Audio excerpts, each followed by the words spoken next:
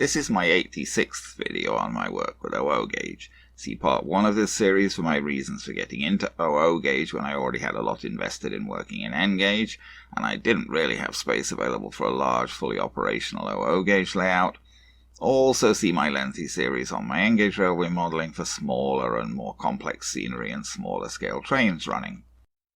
This part is somewhat of a follow-up from the previous parts, 83 and 84, which dealt with 3 very old locos with simplex couplings that I acquired, and my attempts to run those locos with wagons and coaches. This part deals with more work with rolling stock with simplex couplings, acquiring some more stock and various work fitting and adjusting couplings, etc., culminating with some more running video. In part 84, in order to be able to hook up a passenger train to the Crimson Wren tank loco, I stole a simplex coupling from a triang converter wagon that I had, so that I could fit that simplex coupling to a coach, thereby making a converter coach, something that you can't buy so far as I know, to allow me to hook up a passenger train to a loco with a simplex coupling. I did this because I wanted to get the passenger train running and I didn't have any loose spare simplex couplings on hand. I should perhaps step back a bit here and try to make myself clearer to folks who may not be familiar with this topic. My apologies to those to whom this is unnecessary. These are simplex couplings. They were invented just after the Second World War by Sidney Pritchard.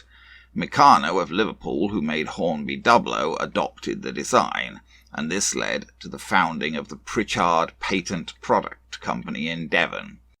That company became known as P-Co, and subsequently became the P-Co company that we know today. So the whole P-Co company essentially owes its existence to simplex couplings. And pretty much all post-war OO gauge models produced in Britain used simplex couplings for many years. This included Hornby Doublow and Trix, wagons made by P-Co themselves and others, and later wagons and locos by Wren for a while. Simplex couplings vary quite a bit. Even P-Co themselves made several different styles over time, and other manufacturers also made variations, some in metal, some in plastic.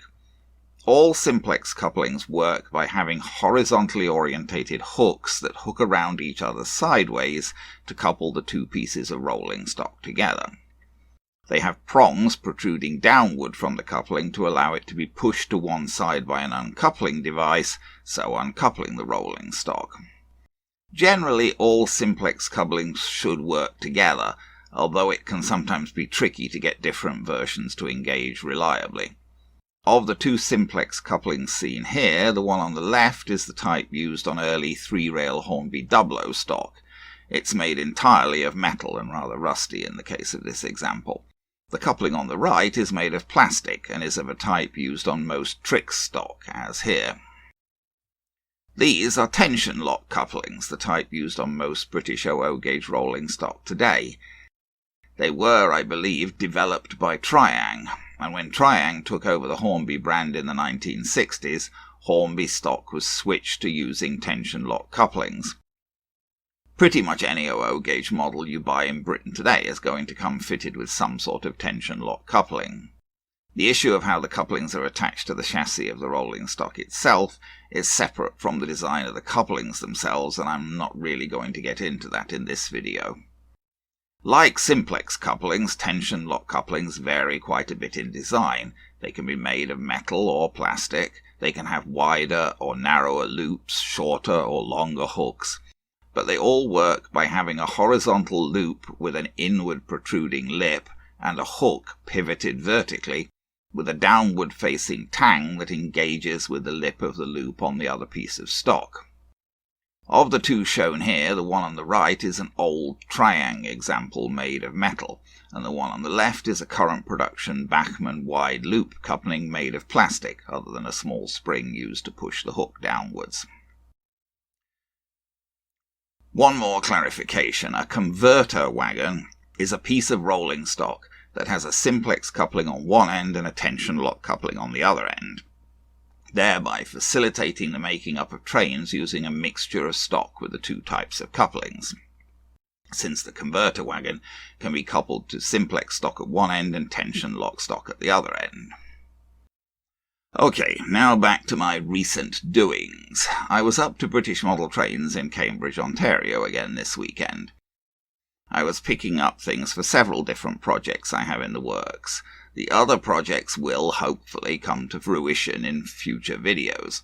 But a good part of what I got this weekend was in pursuance of following up on the locos with Simplex Couplings that I picked up, replacing the coupling that I stole from my Triang converter wagon to make the converter coach, and acquiring some Simplex fitted freight stock other than tank wagons, since tank wagons were all that I had before.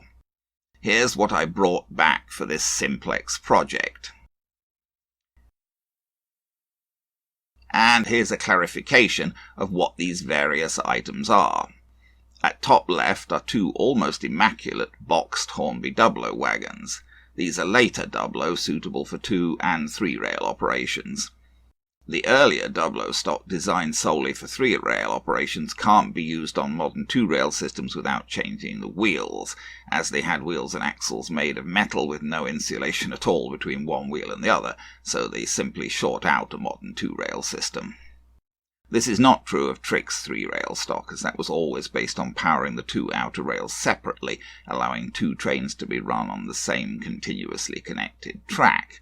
Hence the brand TTR for Trix Twin Railways.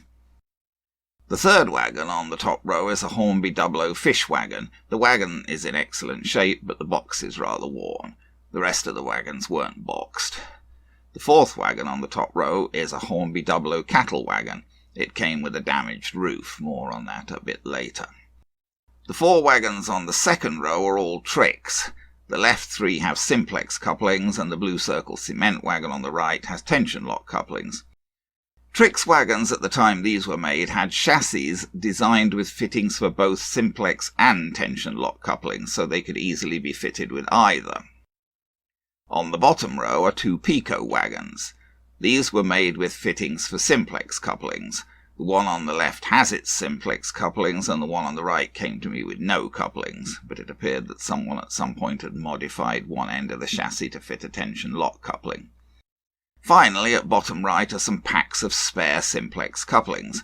Nigel of British Model Trains managed to dig out packs of 2 kinds when I asked him about them.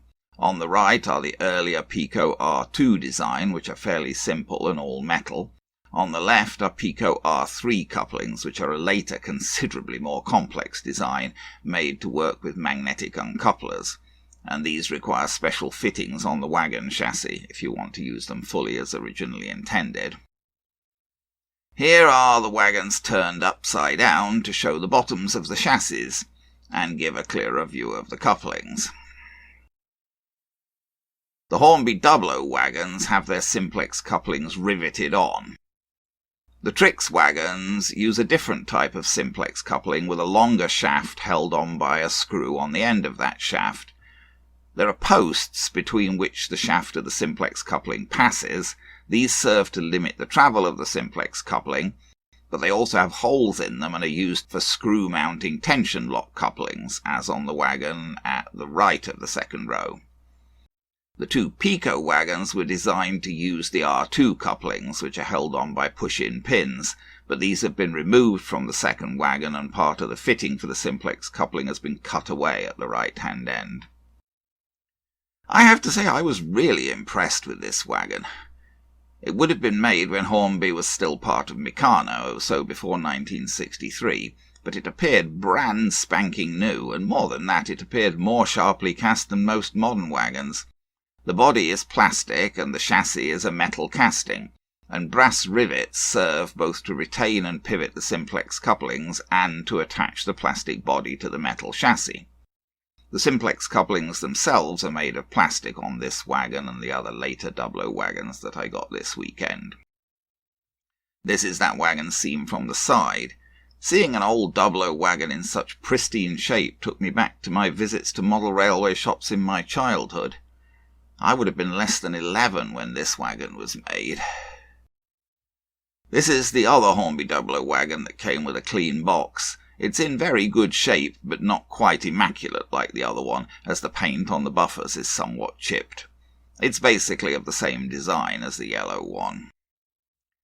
This 00 wagon, on the other hand, came to me with some quite bad damage to the roof. It's also of a slightly earlier design with metal simplex couplings, although it was still made for 2-rail operations. I did my best to repair the damage to the roof of the cattle wagon by heating it up with a hairdryer to soften the plastic and then bending it back into shape with pliers. This was reasonably successful. The shape's basically right now, just a bit of a blip in the line of the roof. I also scraped off the XP marking and polished over where it had been, as I'm modelling operations in the 1930s and don't want anything looking obviously like British Railways. Here are 2 Trix Wagons, the top one with tension lock couplings and the bottom one with simplex couplings. As you may see, the chassis are both of the same design, providing fittings for both types of couplings. I took the tension lock coupling off one end of one wagon and the simplex coupling off one end of the other, in both cases simply by undoing the attachment screws. Then I swapped the couplings over, attaching them to the other wagon from which they came, making 2 wagons, each with a simplex at one end and a tension lock at the other. I must say attaching them was a lot more difficult than detaching them due to the use of small slot-headed screws. I can't understand why anyone would ever use a slot-headed screw when something else was available. They're just so hard to work with, as you can't really positively engage the driver with them. I apologise my camera didn't focus for this picture, but you can still see what I've done. Here are those 2 wagons, coupled together by their tension lock couplings, and so showing simplex couplings at both ends, so they could run this way in a simplex coupled train. And here are the same wagons, coupled together by their simplex couplings, and so having tension lock couplings at both ends, so they could run this way in a tension lock coupled train. Here are the Pico R2 couplings taken out of their package. These are quite simple single-piece metal simplex couplings designed to be held in place by push-in pins. I fitted those couplings to the Pico Sax Assault wagon that came with no couplings. The one at the left is fitted the way it's supposed to go, with pins limiting its travel. Someone had cut off the pins on the right-hand end of the chassis, so there may be some trouble with the functioning of that coupling. Here's the Saxa wagon coupled up to the other 2. This is a Triang converter wagon that I had before, and from which I stole the simplex coupling to use it to make a converter coach to allow me to run passenger trains behind a simplex coupled loco. I was hoping that I might use a Pico R3 coupling on that wagon, as they are designed to screw on. However, they're designed to go together in a rather complex way, as can be seen here from the instructions. If I had assembled an R3 coupling as instructed, I wouldn't have been able to attach it to the Triang wagon, as there was no way to fit the 3-pronged base of the R3 to the wagon chassis. So I just screwed the main part of the R3 coupling directly to the wagon chassis using the shouldered screw that was originally on the wagon. I think this should work okay once coupled. It won't be possible to bump couple it, and there won't be any way to automatically uncouple it, but actually I don't attempt to automatically uncouple simplex couplings at all, so the uncoupling prongs are essentially irrelevant to me, and I didn't fit the prong at all in this case. Here's that coupling joined up with a Trix simplex coupling. As I say, they couldn't be bump coupled. But once coupled, they make a really firm join, and there's no way they're going to come uncoupled. So here are all of the wagons back from my various fixes and modifications. The top 2 rows, 8 wagons in all, now all have simplex couplings at both ends. The 4 wagons on the bottom row all have simplex couplings on one end and tension lock couplings on the other. So they're all basically converters, but apart from being used to join between wagons with the 2 different types of couplings, they can be also coupled in pairs and put into a train with either type of coupling. So, now let's see some running with these wagons on my Hornby layout. Well, I've got pretty much all of this new crop of old Simplex wagons, Simplex coupling wagons, coupled up into a train now. There are a number of issues with this. Coupling Simplex couplings to other Simplex couplings is often not all that easy. You say they're all Simplex couplings, but they're not really homogeneous by any means. There's metal ones and plastic ones, and even within metal and plastic there's different styles. So they don't always like coupling to each other all that much. The metal ones can be bent a bit, and sometimes need to be bent a bit, either up or down to get them to line up with the other coupling, or sometimes they need to be bent in a bit to hook more into the other coupling. I don't know whether you can see that, but you know, for example, I had to bend the coupling at the back of that tender in a bit to make it hook in more, because, oops, see, now it's failing to focus. It didn't seem to want to hook up to anything unless I bent it in a bit. On the other hand, see those two plastic couplings, they're both the same type of plastic coupling pretty much, and they're hooking up generally very well to each other. That Saxa wagon that I put the metal couplings on, it came with no couplings, and I put the R2 metal couplings on, is a bit dubious. I had trouble getting him to couple to anything else, because the couplings didn't seem to be at quite the right level and things. So I don't know whether everything's really going to hold together. The other problem is that these wagons are not the easiest running wagons. They're kind of heavy because they have metal chassis. I've got them hooked behind the 3F here, and they're a bit of a challenge for them. He's actually getting a fair amount of wheel slip just trying to pull those, because they're such a load. His wheels are slipping as he goes round. Oh, and I've come uncoupled now. I've lost my last two wagons, so I'm gonna have to stop. I'm going to have to stop. I'm not sure, but I think that may have been mainly provoked by a piece of ballast that got where it shouldn't be. Now I can't get the engine to run. Got to give him a little push.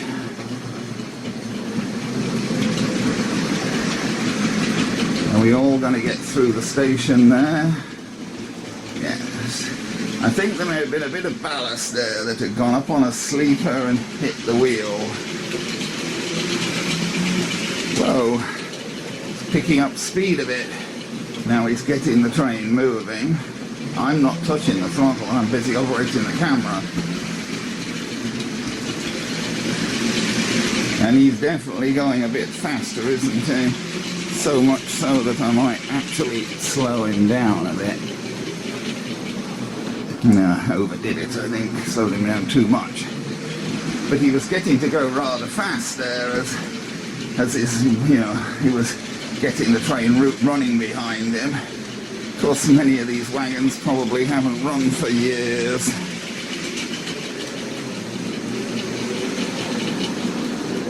Okay, slowing down again there.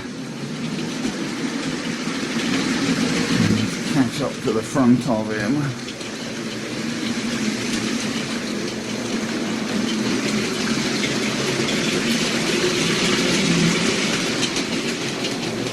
Oh, he's still got the whole train. He is slowing down and speeding up rather randomly. None of this is me touching